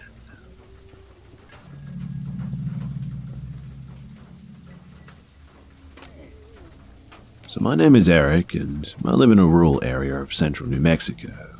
I'm 18 years old, and I've lived there for nearly all my life. It's a pretty quiet, tight-knit place where everyone seems to know everyone, and this story took place about 2 years ago when I was a sophomore in high school. So me and one of my school buddies, Seth, we were going through somewhat of a mild obsession with urban exploration videos on YouTube. I had recently passed my driver's test, and Seth and I were talking about finding somewhere nearby where we could go urban exploring, or, I guess in our case, rural exploring. One day when I was driving Seth home from school, he told me about an abandoned radio tower on top of a mountain about 25 miles east of town that he thought would be really cool to explore. He showed me some pictures of the place, and it did look pretty cool. It was located about 5 miles up what looked like to be a narrow dirt road that branched off the main highway in and out of town. It was cool because we had always driven past that road too, but I never really thought about where it led. We both agreed then that we had to go and check it out, and I told him that that Friday night would be the best time to go. I don't know why we thought it would be better to go at night, but for some stupid reason we just did. My parents were really chill about letting me drive late at night, and so were his. We usually went out on Friday nights to meet up with friends from school anyway, so our parents didn't hesitate to let us go. Obviously, we didn't tell them about exploring the cell tower though, as they would never have let us go to some abandoned place in the middle of nowhere late at night. It was a stupid decision, I know, but we didn't expect to be very long, and certainly didn't expect any trouble. We left at about 8 PM, and by the time that we got to the tower, the sun had set, and it was almost completely dark. The road to the top was surrounded by forest on both sides. Soon after turning onto the dirt road, there was a cattle gate that we had to get out and open. I didn't realize just how big the tower was until we actually saw it up close. The tower itself was probably about 100 feet tall, with a white building about the size of an average house at its base. We parked my Chevy about 20 yards from the tower and walked towards the building with our flashlights out. As we expected, the building's doors were locked, but we were able to crawl through a loosely boarded up window. But the first thing we noticed about the place was just the unsettling musty smell. This place seemed to have been unused for quite some time at this point, as there was almost nothing in there besides a few tables and chairs. The walls were completely bare except for a few spots of graffiti, and it was completely silent except for the creaking of the floorboards. Then, suddenly, we both heard what sounded like the hum of an engine coming up the road. Seth and I ran to the front of the building and peered out a hole in one of the boarded-up windows, and to our horror, there was a set of headlights coming up the road. We looked at each other and asked who the hell could possibly be up here with us at 9 o'clock at night. We watched as an old Ford pickup pulled up right next to my car, and what looked like 2 middle-aged men get out. We couldn't see their faces, but they were both wearing dark clothing and were clearly wearing hooded sweatshirts. They immediately took our flashlights and began looking into the passenger window of my car. One of the men seemed to point to something in my car, and the other man appeared to shake his head as if in agreement. After a couple more seconds, they shined their flashlights up at the house, and I could barely make out one of them saying, "I bet they're still in there." At this point, Seth is freaking out, and I have to admit that I was too. And then the men began walking towards the building. So we instinctively began looking for a hiding spot. Maybe this was the wrong move, but we didn't know what else to do. We found one of those small storage rooms underneath the stairs leading up to the second floor of the building. We closed the door and both crouched down in the darkness, all the while shaking in fear. Seth began to say something, but I quickly told him to be quiet. There was nothing but silence for what seemed like a good 2 minutes, and I actually started to wonder if maybe the men had left. But my thinking was interrupted by the sound of one of the men kicking down the padlocked door. The noise was so loud that I swear I nearly had a heart attack too, and Seth and I were both terrified when we heard the sound of the mostly rotten wooden door breaking in half before the loud crash of it falling onto the wooden floorboards. Light filled the underside of the small door to the room that we were in as the men shined their flashlights around the building. It was strange though, as they never said a word to each other or called out for us or anything. I was just waiting for the door to the storage room to swing open and for us to be goners, but to our surprise, the men just never opened it. After about 5 minutes of hearing the men rummaging around the bottom floor, we both heard the creaking of the stairs above our heads as the men began to walk up them. And as soon as the men reached the second floor, I whispered to Seth that this was our chance and that we had to try and sneak out of this place and back to the car. He whispered in agreement, and I led him out of the small storage space as we attempted to find our way out of the door that the men had kicked in. But we were trying to be absolutely as silent as we could, but as we were walking out, I managed to trip over something that was on the floor. I fell down onto the ground with a loud thud that the men definitely heard. And at this point, Seth and I just started running out through the door and towards our car. All the while, we could hear the two men running back down the stairs behind us. We practically leapt into the car and didn't waste a second hauling us out of there and back down the road towards the highway too. But we were so scared that I'd be willing to bet that we hit close to 60 miles per hour down this narrow dirt road. Luckily, it appeared that we got the jump on the two men as we thankfully never saw headlights behind us. I was fretting about the cattle gate that we had to pass on our way up the mountain though, as I knew that I would have to get out and open it in order for us to get through. As we rounded a bend, Seth and I both saw the closed gate in front of us, and I quickly jumped out of the car and opened up the gate as fast as I possibly could. I could hear the sound of a vehicle further up the road too as I jumped back into the car and we just sped off, not bothering to close the gate behind us. In what seemed like only about 5 minutes, we reached the bottom of the dirt road and turned onto the main highway. We quickly made our way back to my house, all the while looking in our mirrors hoping that the men hadn't followed us. Thankfully, it looked like we had lost them, and when we got back home to my house, both Seth and I breathed a collective sigh of relief and told each other that we would never go back there again. But we didn't tell any of our parents about what had happened, as we knew that they would be furious at us for doing something like we did without telling them. The next day, Seth and I sat down and talked about what had happened the night before, and we just didn't understand who the men were and why they were up at the radio tower so late at night. We also were creeped out by the fact that the men just somehow saw us going up the dirt road and followed us. I really don't know what those two men were doing, but I honestly don't think I want to either.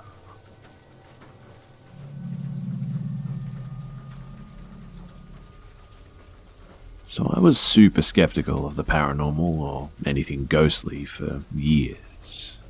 Until I was on vacation with my family at the Waverly Hill Sanitarium, and we were going on a tour from about 6 p.m. to 6 a.m. on an overnight lock-in kind of deal. Now, I don't believe in anything that's about to occur. We start in the infamous death tunnel or body chute, where the guy proceeded to tell us that at one point the whole tunnel was piled full of bodies top to bottom, which was pretty cool to be honest. There's nothing unusual and just graffiti down there too. We walk up to the first floor and still same thing, graffiti, some pentagrams and all that sort of stuff. Fast forward and nothing's going on, and I'm kind of fascinated by the building, moonlight shining in through the sunroom, all that sort of stuff. As we pass the 4th floor, the guide asks us all to turn our lights off and tells us the 4th floor is the most active, we'll come back here later too. So we do as we're told and turn off our flashlights. My brother puts his in his pocket of his hoodie, and I watched him do this. And a few minutes later, I see light out of the corner of my eye. I say to my brother, "Turn off your flashlight," and he says it is. And not even a minute later, I see it again. I tell him to turn off the flashlight again, and it was on again, and he says that I swear I didn't turn it on. He says to me that it's definitely turned off now, and I don't think too much of it, so the tour continues. We get back down to the 4th floor, and we all pile into the center of the hallway, and the guide asks for a volunteer, and I say, screw it, I'll do it. I have no clue what I'm doing, but what the hell, it can't be too bad, right? So, the guide tells me to walk down the end of the hallway, slowly, keeping your eyes forward, touch the wall and come back. I say alright, so I start walking, and I'm not gonna lie, it was pretty creepy dark, and I have my flashlight off, and the only light is the moon coming in through the sunroom, which is sufficient lighting, but it really wasn't much. So, I'm good, and it's eerie, and it's like really quiet, so I'm walking, and I swear that I start to see shadows out of the corner of my eye, like brushing by, but when I try and look directly, there's nothing there. To my right is where the sunroom and the shadows are, and to my left are the rooms. I'm walking, just getting chills, and I get to the end of the hall, and I feel like I'm floating. It's hard to describe, but it just felt like I was levitating or something. I can't see anyone, and it's a really weird feeling, so I start to walk back, and I'm curious on what's been going on, and to my left, and now my right, the rooms are there, so I'm walking back, and I feel like I'm walking on clouds, and I look into room 423, and I swear to you that I see someone, clear as day, sitting in a chair with no eyes. Obviously, I start to panic, but I try to keep my composure and keep walking now with a knot in my throat, heart pounding, and I get back to the group pale as a dead man, and they ask what's wrong, and I say nothing. I just felt like I was floating. The tour guide says, yeah, that's what I was going for at this point. Now, I know that I'm not tripping. I don't do drugs, and I know my mental health is pretty decent enough to not have hallucinations and whatnot. And what I saw was definitely real, I began to think anyway. We continue the tour though, and I keep my eyes locked on that room, and I didn't see anybody leave or anyone go in, and we get to the room and I walk in and I just feel really heavy. Again, it's hard to describe, but I just felt condensed and heavy. The chair is laid out on its left side, and I'm searching the room frantically to see if there's anyone hiding in the room, or even a ladder at the window or something, like a place for someone to escape or something. And I'm just completely confused.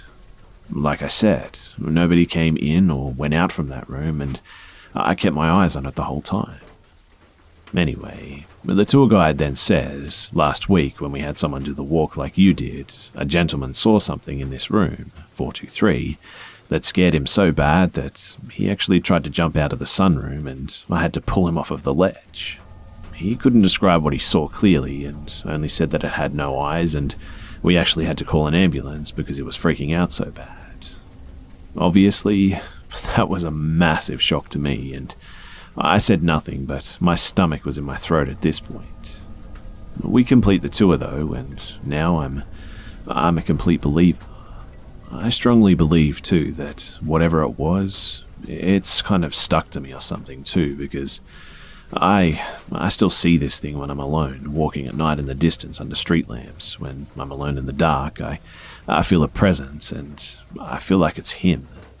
I also see him in my dreams too, and now I have this huge anxiety issue and horrible depression, and I've even begun an addiction, and I know you guys might think I'm crazy, but honestly, I can't blame you for all of it, but I was fine until that day. And now this lingering thing just makes me feel like I'm never alone. I've been pretty desperate to try and fix this too, and I've had mediums, and I've spoken to Native Americans, and I've done all sorts of exorcisms and sage things, and I've even had priests bless me, but nothing has done anything. At this point, it's been 10 years since I first saw it, and I still have no idea what to do.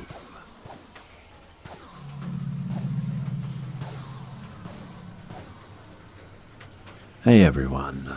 So first, I guess I should say that I'm actually Russian, so my English can be a little bit off sometimes, but I hope you'll understand the story that I'm about to tell you. So, this happened a long time ago when I was a kid.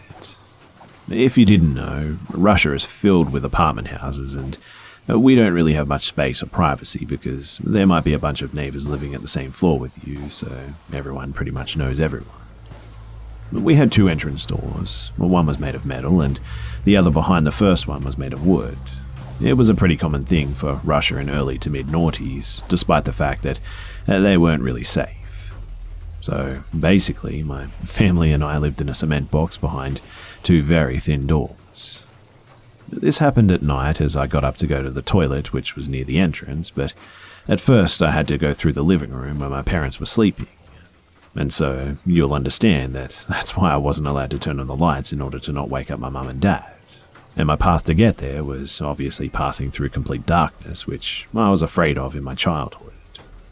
Anyway, when I got to the toilet door, I saw a silhouette of a man just standing at the end of the corridor near our entrance and exit. I just stood there completely frozen, looking at him, and I was sure that this was a person, whoever it was, and they were looking at me. He was pretty tall, but normal, about 190 centimeters or so, and he was wearing all black, and I couldn't see anything but his eyes just staring at me. He kept silent, and he wasn't moving or anything. I knew that this couldn't have been any of our neighbors for sure, because I've never seen a person corresponding to his height. I took one step back, still looking at him, and then I just ran to the living room to wake up my dad. He didn't really believe me at first about the man standing in our hallway and doing literally nothing, but I insisted that he should go and make this person leave or call the police. My dad eventually got up and saw this man and said something like, "What the hell are you doing in here?" Went to him and then literally pushed him out of the apartment, although this man didn't really resist, which was really strange. And afterwards, Dad checked if the doors were locked and told me to go back to sleep. I still don't know what that was because this person just did not look like a regular burglar, at least because he wasn't doing anything. I mean, he just broke into someone's apartment and was just staring at their kid. I mean, sure, maybe if I didn't get up, he would have robbed our apartment and left. Who knows, but it was strange to say the least. Such situations are not really common in my country, especially when someone breaks into a flat full with people in the middle of the night. Something was just really off about this whole story, but I was completely awake and so was my dad for the rest of the night, and we don't really know what that person's intentions were. Either way, I'm just really glad that nothing bad happened.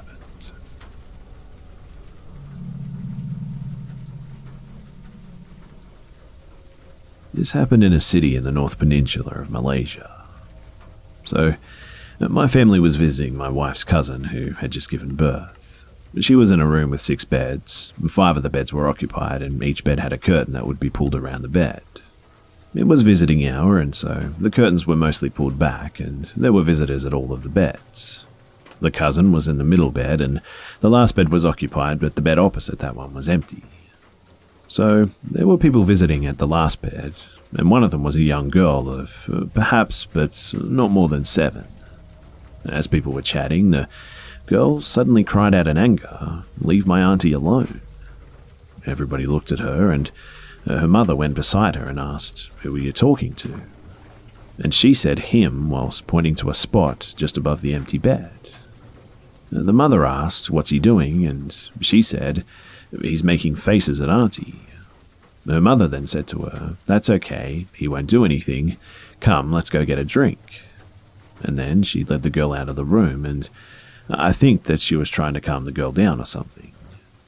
After this, I did some asking around, and I was told that that wing of the hospital is reputed to be haunted, and it was the oldest building in the hospital complex. It was a really odd experience, to say the least, and the girl was completely normal from what I could tell. It was strange, and to this day, I still don't know what to think about it.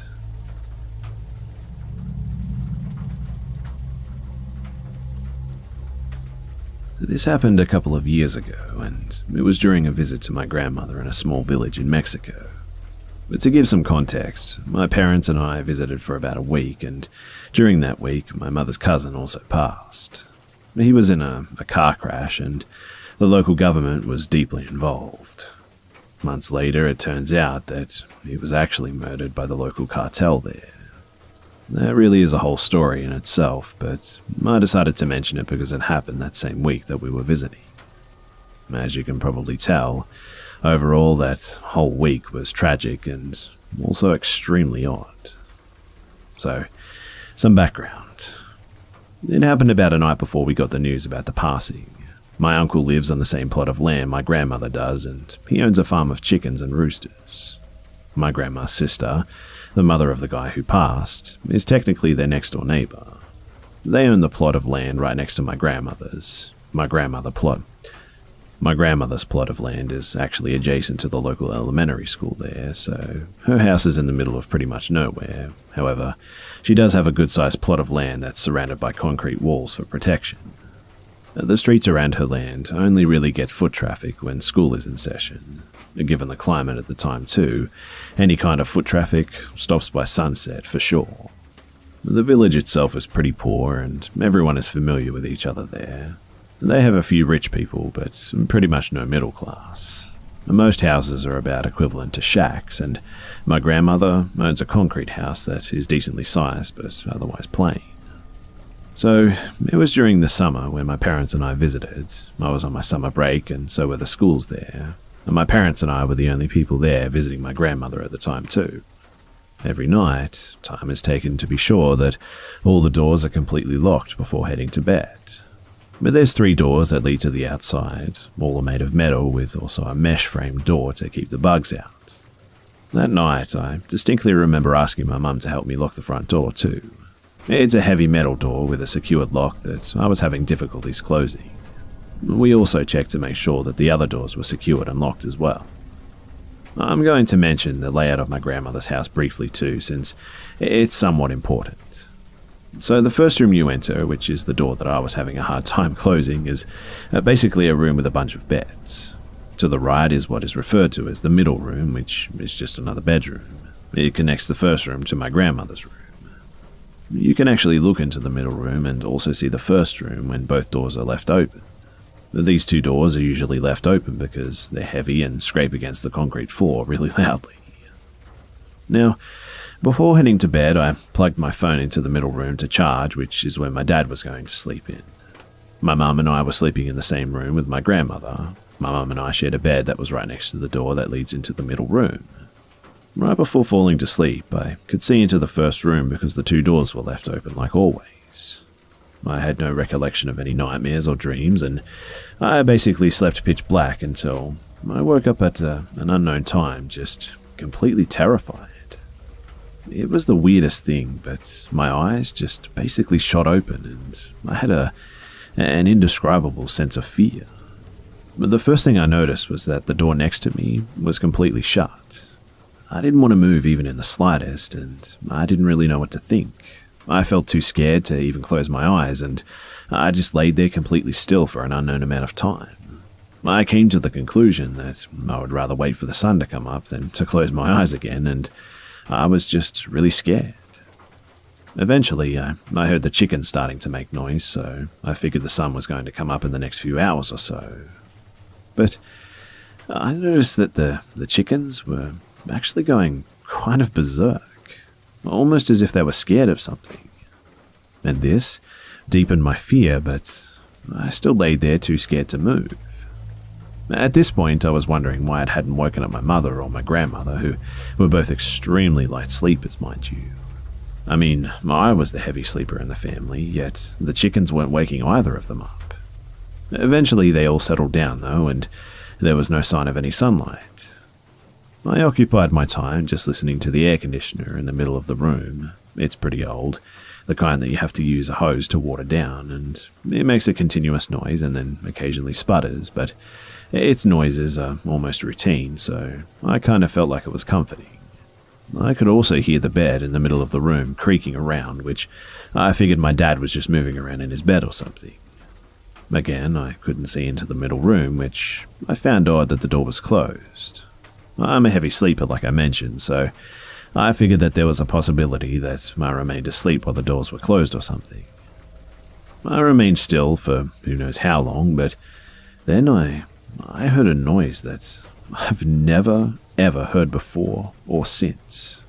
It was extremely loud, and it definitely came from the middle room. The volume was just as loud as the chickens, but didn't sound anything like them. I was petrified, and I had no idea why it didn't wake anyone else up. Again, I can't even really describe the noise because it's nothing like I've ever heard before. I just laid there completely still, though, long enough to listen to these noises just over and over again, and I wanted to think that it was the air conditioner until that noise happened the same time. I wanted to think that it was the creaking of the bed, but eventually that same noise also happened at the same time the bed was creaking, so it couldn't have been either of them. I also want to mention, too, that I didn't find it odd until later that just how much the bed was creaking. At this point, I just felt like I was going crazy. I still laid completely still, just stuck listening to the noises, and eventually a second noise started to emerge. It sounded about the same as the first noise, but it was definitely distinguishable, like when two people speak. And oddly enough, it was as if they were conversing back and forth too. I started to move my arm against my mum while whispering "Mum" over and over to try and wake her up. Like I said before, she's an extremely light sleeper, but this time she was having a really deep sleep. It got to the point, in fact, that I was basically shaking her and moving her around to try and wake her up. And finally, her eyes shot open, and in that moment she actually heard the last noise that came from the middle room. She looked petrified, and the first thing she actually said to me was, "That noise isn't from this world." After that, the noises just completely stopped. My mum got up and tried to open the door leading into the middle room as slowly as possible, but it still made a lot of noise, and the door opening woke my grandmother up. When we got into the middle room, too, there was nothing in there, and my dad was still completely asleep. I checked the time on my phone, and it was around 3 a.m. at this point, and apparently both doors in the middle room were shut completely. When we started checking around the house, too, we noticed that all the doors were left open. My grandmother said that she opened them during the night, which kind of explains it. Extremely odd that she would do something like that, to say the least, but she is pretty old and can be unreasonable like that. We looked around and checked out the outside, but aside from the doors, nothing was out of place. All we could really do was close them again and go back to bed. And the next morning I woke up to my mum talking about the event to my uncle and some other family friends who came over for breakfast. She concluded on her own that it was a witch or something, and I really don't know what it was. I only ever bring it up when a close friend talks about aliens or any odd occurrences, because, to be completely honest, it was the weirdest thing that I've ever experienced, and to this day I still have no idea what it was. Anyway, I hope you guys have enjoyed this story, and if any of you guys have had a similar experience or something like this happen to you, I sure would love to hear it, because I'm trying to find some answers for all this.